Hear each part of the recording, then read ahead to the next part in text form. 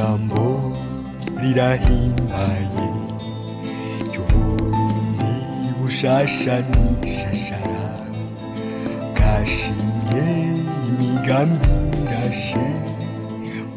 Ndadaye tumuzi ko ibintu byinshi mugabo ikintu gikuru tumuzi nk'umuntu yazanye demokarasi mu Burundi.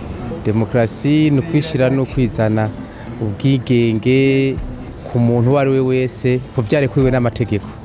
Twatuze kare umunsi wo kwikukira w'Incungu Ndadaye Rudoviko. Ni umuntu yaharaniye ubumwe bw'abarundi, umwidegemvyo w'abarundi.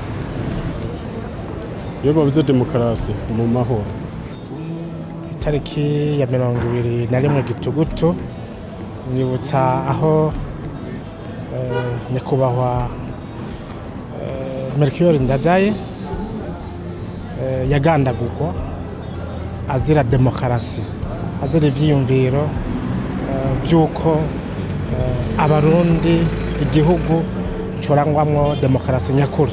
Iyo bavuze demokarasi ico ntahura n'ubwigenge bw'uko umuntu wese, umurundi wese akora agonokewe mu mutekano ntangere, agakora twiwe atagicure, atawuri ku mugongo.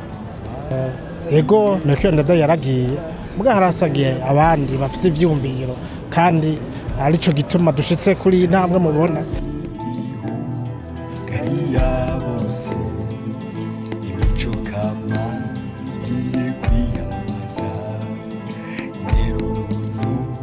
Yabaso